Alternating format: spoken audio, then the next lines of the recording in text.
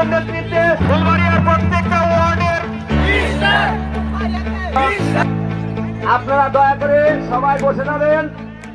যখন আমরা এই ফুলবাড়িয়াতে ঘরবাড়ি ভাঙার একটা ষড়যন্ত্র এবং পায়তারা চলছিল বল বিকেলের মাধ্যমে, তখন স্যারের সান্নিধ্যে যাওয়ার আমার সৌভাগ্য হয়। কালেপুর উপজেলার আহ্বায়ক কমিটির সম্মানিত আহ্বায়ক, আপনারা সবাই দোয়া রাখবেন।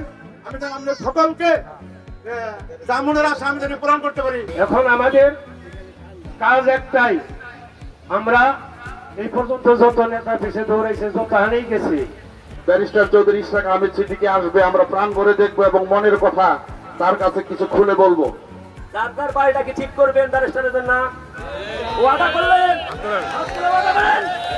একটা লিফলেট আপনাদের হাতে গেছে, পাইছেন কিনা বলেন তো দেখি, পাইছেন? আমরা মহিলারা যেন আমাদের কথা বলতে পারি, আমাদের মনে ভাব প্রকাশ করতে পারি। সর্বপ্রথম মহিলা দল দিয়েই কিন্তু আমরা যুব দলের পরে ব্যারিস্টার গ্রুপটাকে প্রতিষ্ঠিত করেছি। ব্যারিস্টার ইশরাক আহমেদ সিদ্দিকীর নাম শোনার পর মানুষ পাগলের মতো, এই মা বোনেরা যেভাবে ছুটে এসেছে, যদি খালি আপনারা ভোট দয়া করে দেন আর এক দুটা ভোট করে নিয়ে দেন, ভোট আমার মনে হয় যে বেশি, অনেক বেশি হয়ে যাবে ইনশাআল্লাহ।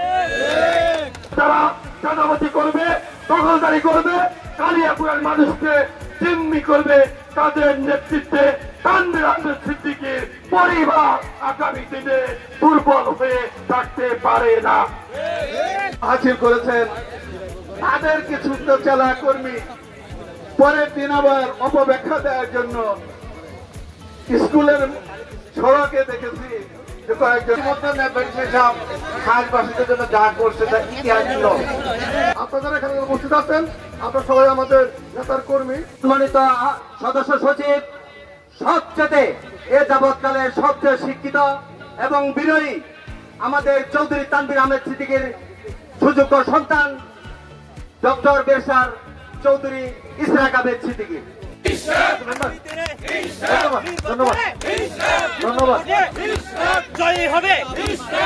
আসসালামু আলাইকুম। তো আমার ভাই এবং বোনেরা, আসলে আপনাদের নতুন করে আমার বলার কিছু নাই। আপনারা আপনাদেরকে আমার বাবা চৌধুরী তানভীর আহমেদ সিদ্দিকী সাহেব দীর্ঘ 65 বছর ধরে সেবা করে এসেছেন, আমার পরিবার দীর্ঘ 400 বছর ধরে সেবা করে এসেছেন এবং আপনাদের নিঃস্বার্থভাবে উনি কিন্তু সেবা করে এসেছেন। উনি যেভাবে আপনাদের সেবা করে এসেছেন, আমি ওনার ছেলে হিসাবে আপনাদের সেবা করতে চাই, আপনাদের কাছে থাকতে চাই, আপনাদের ভালোবাসা চাই। এবং আপনারা জানেন যে নিকট অতীতে আপনারা একটা বিপদের মধ্যে পেরেছিলেন, সেই বিপদ থেকে আল্লাহ আপনাদের রক্ষা করেছেন, আমি ছিলাম মাত্র একটা ওসিলা।